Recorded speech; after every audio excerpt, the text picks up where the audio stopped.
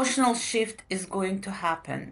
How it happens, we don't know. We are not going to be able to stop this development of AI. AI is here to stay. We know that we live in Aberdeen. Lots of people are scared for their work, if they will have jobs, will not have jobs. And when we act from a place of fear, we also pull others with us. Imposter syndrome is not a mental health issue, okay?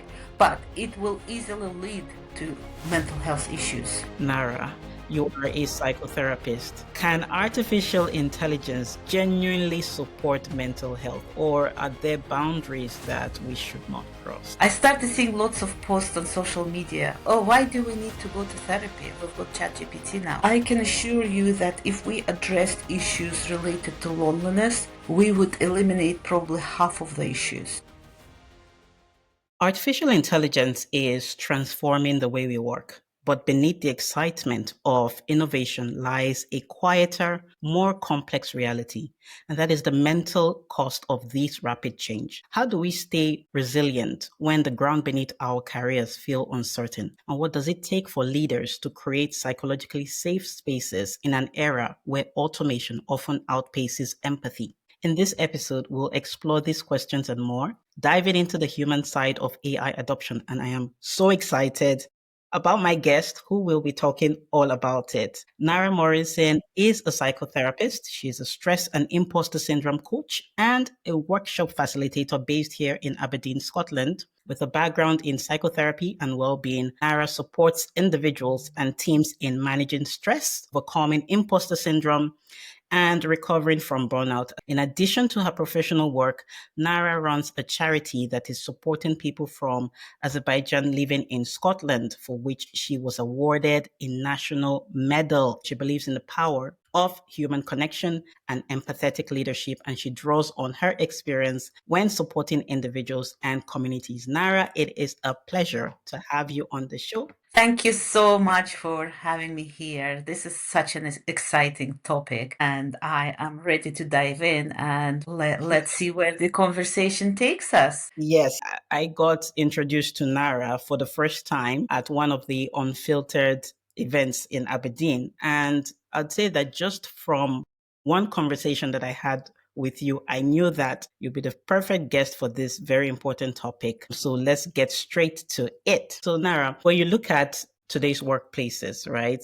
What would you say stands out to you the most about how artificial intelligence is affecting professionals mentally and also emotionally? So this is a very, very good place to start, Bukola. So there is a lot of anxiety and job insecurity that is created by rapid integration of AI systems. It leads to the fact that people don't only worry, they start to feel that they need to learn more, to do more. So they spend longer hours trying to compete with technology, which leads to burnout, which leads to other mental health issues like depression. And as a result, people turn to lots of negative coping strategies like alcohol consumption increases or start to use substances, etc. At the same time, people also lose connection. So what happens is we lose our community, and before we manage to build something else, everything is running fast. And we're Yes. somewhere in the middle feeling lost. We don't know who we are. So this loss of connection, loss of identity plays a very, very important role, especially younger generation. What I see in my work, that there is a lot of loneliness, and it's almost like we're talking about mental health pandemic. I can assure you that if we addressed issues related to loneliness, we would eliminate probably half of the issues related to mental health problems. There is so much isolation out there, but people put on brave face. A friend of mine, Pete, always says AI is not something that's going to take over. AI are great tools that we can use and actually enhance our lives. But the way things are at the moment, the mental and emotional impact of AI in today's workplace is multi-layered and can be really difficult for people to overcome those negative feelings and anxieties. That's a very good introduction to this discussion. And I like that you touched on identity, because we tend to see that people, will tie their identity and their confidence to their work, take their job titles away from them, and it's like, who am I? So when Yes. technology begins to replace and to reshape their roles, what are some of the unseen struggles that you've observed, and how can people begin to rebuild a sense of purpose? Well, yes, definitely. Loss of identity is huge, and our roles change. And there is this huge fear that everything we are doing, everything we're good for, is going to be replaced by technology. Our work is a big part of our identity. Who are we? We're basically extension of what we do. I love doing what I do. The purpose of what I'm doing makes me who I am. So whether it's supporting people in difficult times, or in my charity work when I try to build a community and bring people together and cultivate that feeling of belonging so that people know that they have some sort of base foundation. So on a personal level, I think understanding that our work is not our only identity, there are other things in our lives that matter, and building purpose, grounding around those things is very important.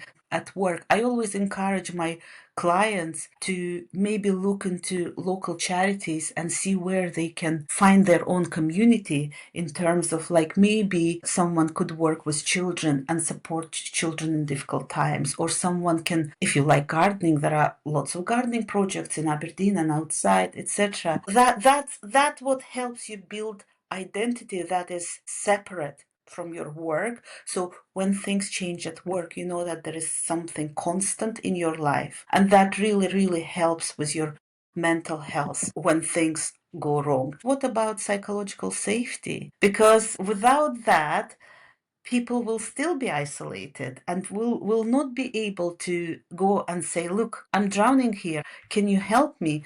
Recently we had an event at the Grampian Chamber of Commerce, and I'm very, very pleased to say that I can deliver imposter syndrome training through the chamber. So a few people actually saying that to me. When it comes to skills, communication, etc., it's so much easier to go to the management and say, this is the training I need. But imposter syndrome, for example, it implies something related to your self-doubt, but or maybe I'm really inadequate, maybe I really don't belong. If I speak about it, it means that people will think maybe I shouldn't work here. So people are not confident going to the managers and asking for this kind of training.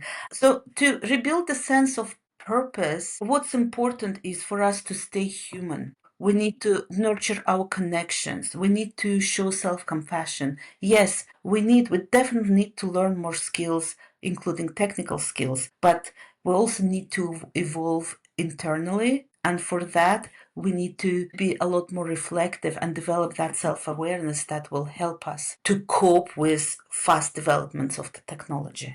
I like that you have touched on a number of questions that I was going to ask you. We're just going to speak briefly about them. And I like how you have really broken down the issues that you have identified with people. So in terms of the skilling, you talked about employees not even confident enough to ask their managers. There's a lot of conversations these days about reskilling and also adaptability, right? Mm-hmm. But it's very less about the psychological readiness. It's one thing for an organization to say, hey, you know what? We are now focused on advancing in AI and we need everybody to adopt and adapt to the changing times. It's one thing to say that, but it's another thing to help people to prepare for that mental readiness, right? When it comes to making the changes. So how can leaders in organizations support employees in managing that emotional shift? Emotional shift is going to happen. How it happens, we don't know. So we are not going to be able to stop this development of AI. AI is here to stay. I recently learned that it actually started in 1960s. I didn't know that, but I attended one of the lectures in Aberdeen, and it is here to stay. It is here to develop, and it's developing fast. It's progress, right?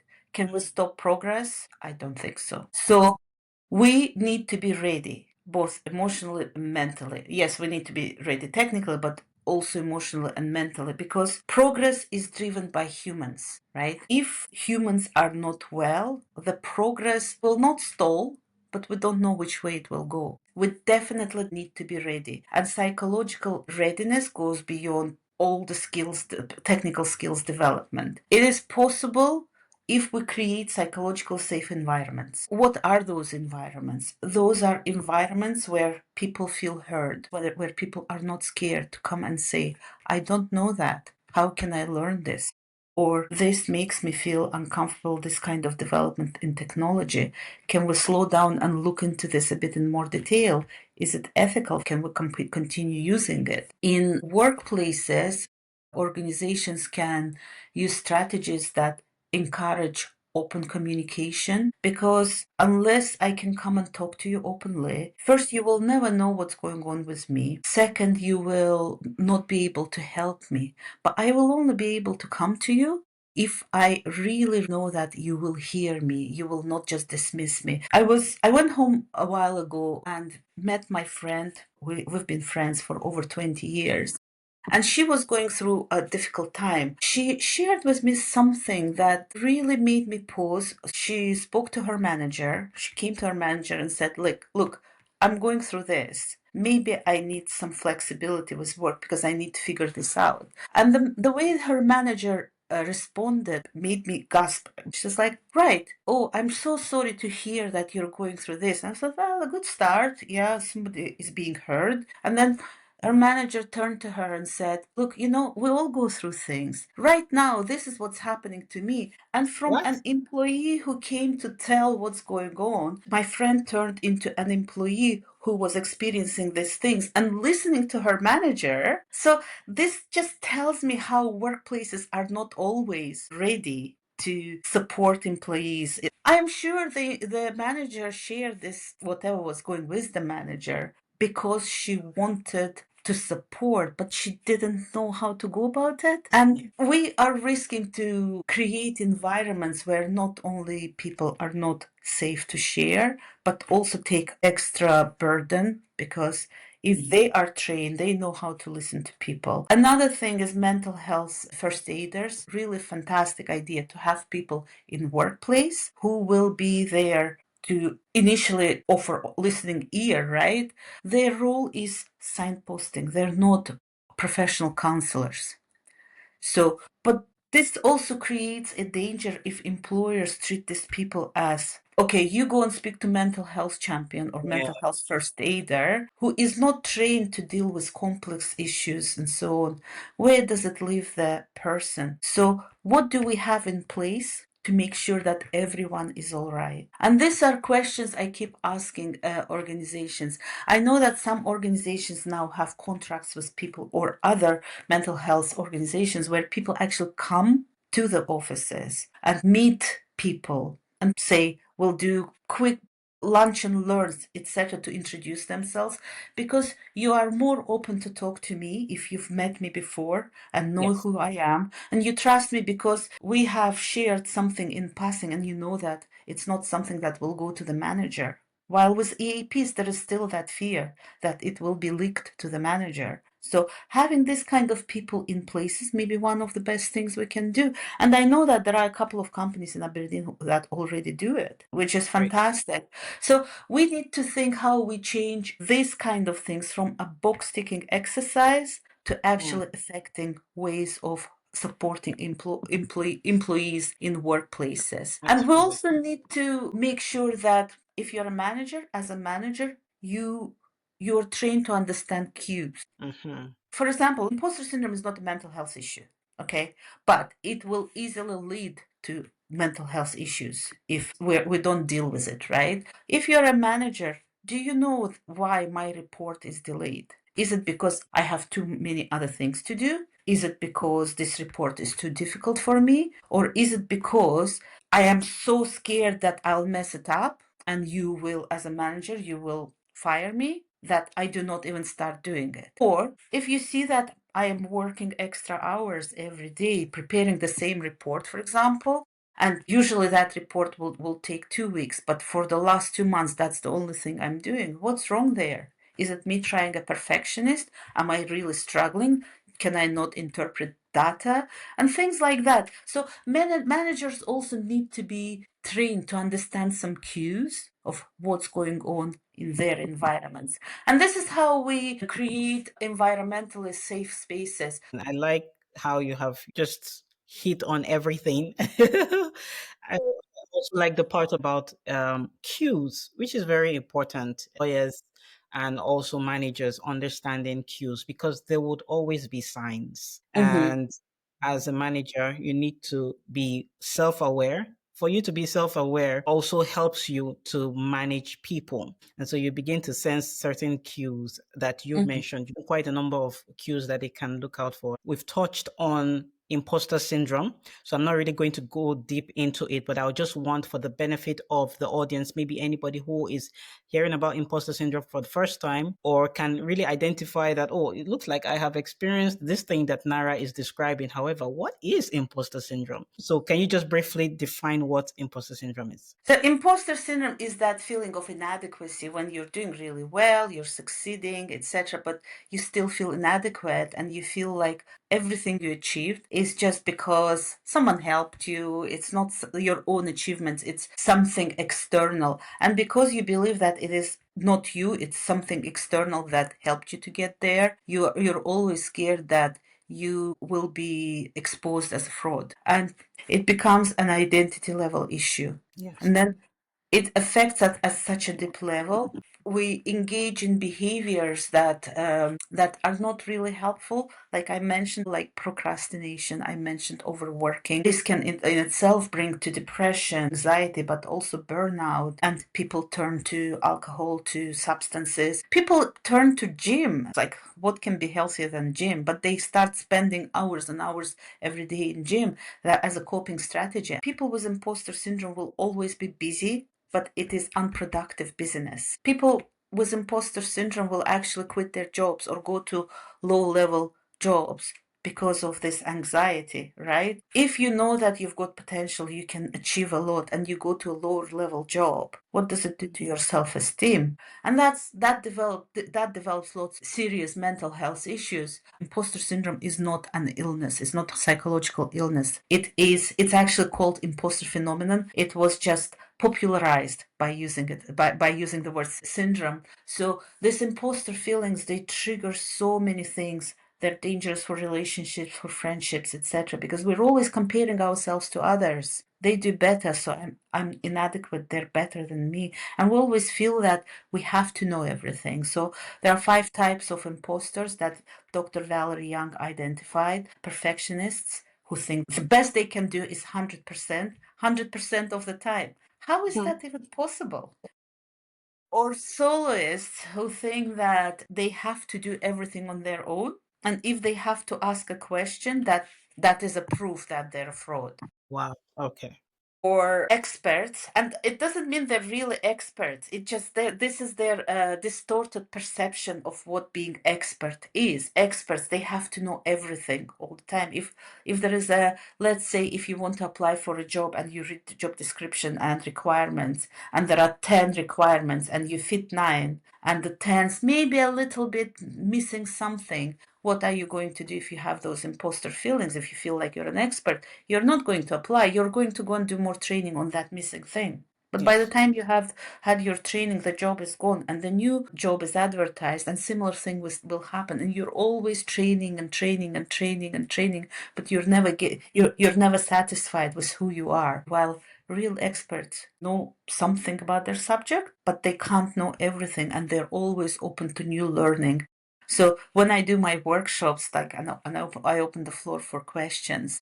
It's like, just a warning, I am not an expert. If I don't know something, I will honestly tell you I don't know. I will go and research and I'll come back to you. So this is the way to approach it. Other 2 types of imposters. One is superhuman, is the person, like Valerie Young calls it, perfections on steroids, which I find very Mhm. funny, because it's someone who wants to be 100% perfect in every area of their life. So as a mom, as a partner, an employer, and department manager. Or if you have your own business, you want to be perfect in managing your business, but also in marketing, but also in accounting and every area, you feel like you have to do perfectly well. One more type of imposter is a natural genius. So they Okay. think they're born with knowledge and everything, and they must know answers immediately. So there is no time for learning. I must know it. If I don't know it, it means I'm a fraud. And again, we know that it's not possible. So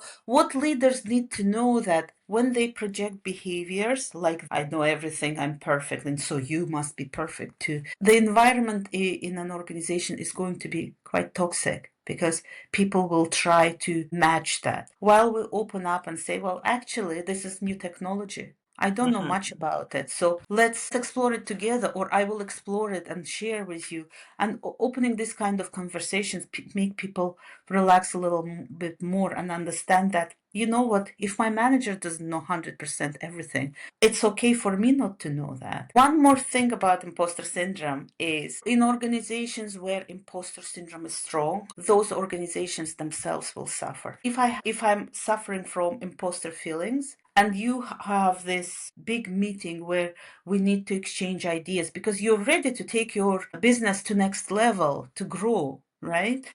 But I have this imposter feelings and I'm scared to speak up because if people don't like my idea, I will take it very personal and I will believe that will be reinforcement that I'm a fraud. I don't Yes. belong here.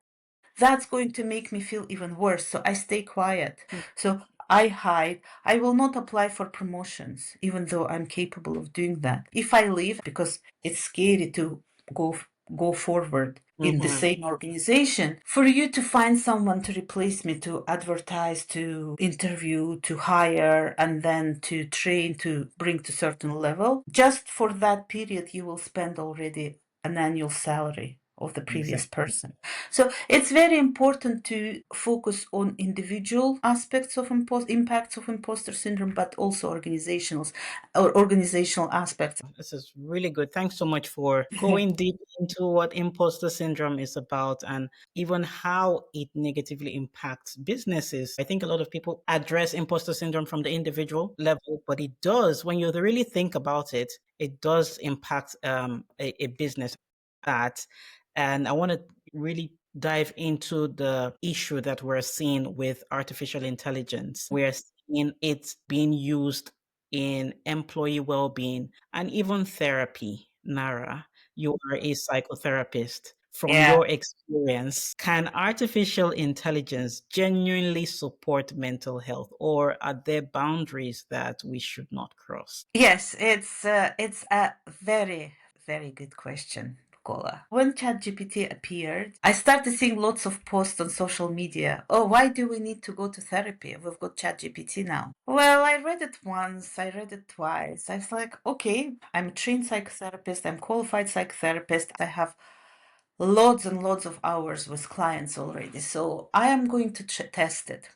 So something happened with a friend, and I wanted to process it. It was actual real issue. Nothing serious, but nothing that would cause damage to me. And I am self-aware. I know things that are happening, how my body reacts to things. So I was confident I'm going to be okay anyway. But I really wanted to test AI models for therapy. So what I did is I like, hi, this is what's happening. I really need support in this issue. So act as you're the best psychotherapist in the area and let's address these issues. It started well. Started, okay, tell me this, tell me that, questions and answers. And then what I realized, it actually listens to what I say and brings positive perspective to everything. In therapy, we make sure we build connection, rapport, right? Because without that, without this deep connection, a client will not open up. If a client does not open up, it means that work goes on a surface level. And yes, it will bring some relief, but it will not bring healing, proper healing. So, but what AI was doing with me, it was just like, oh yeah, I think you've done a good job there. It's like, okay. First, I will never say you've done a good job. I can say, well, that sounds good. That sounds interesting. I will never say you've done a good job, 100% perfect. And then it started kind of confirming that things I'm doing or saying are the right things. Oh, wow. And I realized that it's so dangerous. And around that time, articles and information started appearing that AI started showing people how to do self-harm practices. If this is really happening, it's so unethical. So in real therapy, we're building connection. And I am building these connections through listening to you and actually trying to feel the feelings you feel, walk in your shoes so that I can understand your world. To me, understanding what your world is like, why you react the way you react, is very important, because then I can see the world from your viewpoint.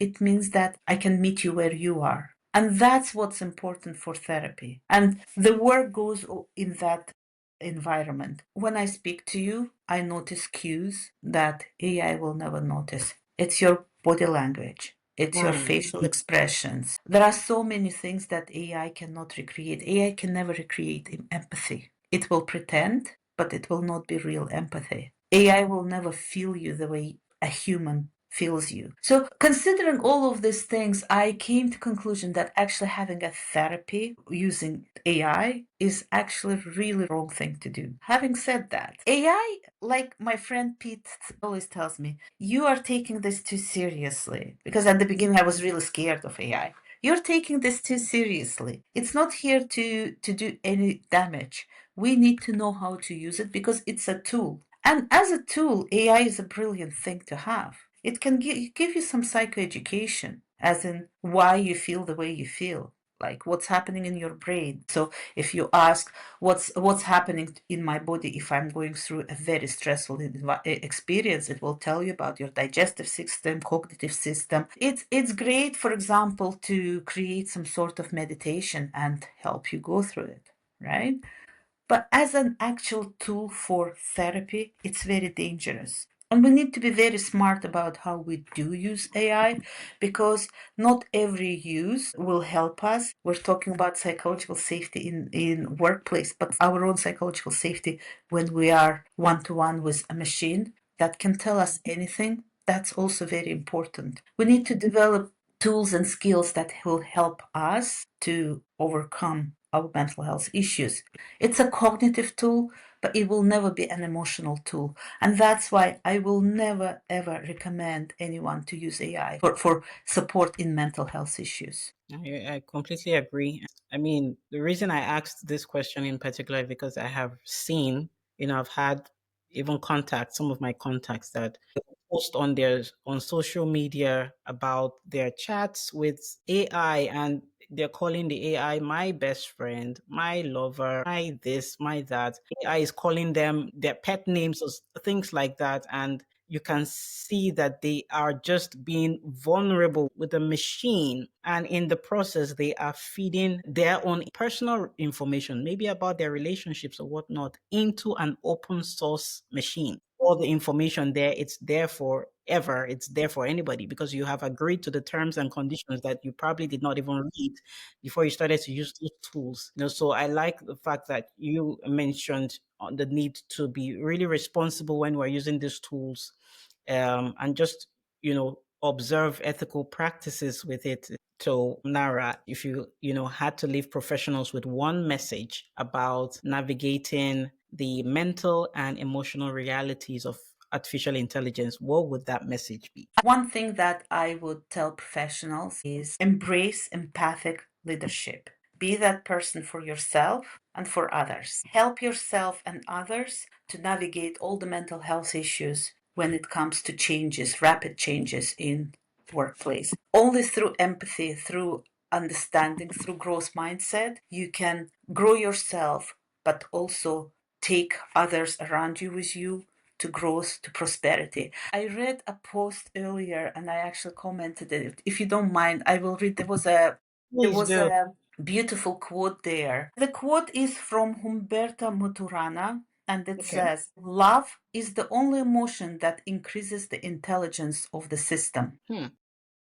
And we need to build systems with love. At the moment, there is a lot of conversations about control and fear when it comes to lots of things but especially when it comes to technological developments. And we know that we live in Aberdeen.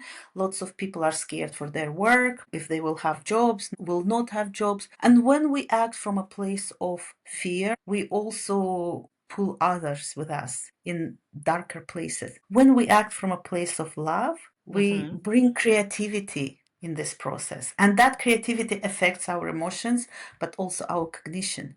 So we become really, really intelligent because we show love. Love is a sign of intelligence. Amazing. I love that. Thank you so much for sharing because I'm going to take that with me. I mean, when you act from a place of love, it increases your emotional intelligence. It makes you intelligent because love opens you up to possibilities. It opens you up to people. And when you engage more with people, you learn from them, which increases your own, thinking capacity. Absolutely. And that is just amazing. Thank you so much for that, Nara. Finally, I want you to talk to us about what you do in detail as a psychotherapist and also something about your charity so we can learn about it. Okay. In my private practice as my business, I do psychotherapy. I also work with people to support them through burnout, and the biggest part of my work at the moment is imposter syndrome. I am in the process of developing a signature program. I am also open to conversations. Feel free to contact me. I'm always open to conversations about imposter syndrome, about well-being. What's important for me is to reach out to as many people as possible, because I honestly believe that the people who feel happy make others happy. And this is my mantra. If I can help people feel better in their lives, it means that that will have an effect, an impact on others around them, and that will grow and grow. Our society is very divided at the moment, and we want to see a lot more positivity right now. I also do workshops, and they cover imposter syndrome, but they also cover stress and burnout. And I love doing them. One work means we dive deep into lots of personal issues. When we work in groups, people actually realize that they're not the only ones who suffer from that. And when we think that we're the only one, we feel isolated, lonely. We sense the feeling of shame grows in us. When we realize that we're not alone, it's a lot easier to deal with these issues. This is how I work with people. So it's individual, but also workshops and also public speaking. And I love doing every part of that. And the charity. So this year I'm celebrating 20 years of life in Scotland. So Crazy. yes, I Wow. think we'll have a 20. party in December. Congratulations. But when I came here, I felt really isolated. I was trained to be a teacher in my previous life, English Okay. teacher. So I spoke English, which made my life a lot easier, which means that I could communicate with people. But I felt quite isolated. It's a new country, new traditions, everything is new. A simple thing like, how do I make an appointment at GP? Do I really need an appointment? Because in my country, I just could walk in. Same with me. So yeah, so all these things led, I felt really, really isolated. So I was very lucky. My husband and his family were very supportive, but I also wanted to do something to support other people. So we established this community group. I established this community group, and we bringing people from Azerbaijan together in Scotland.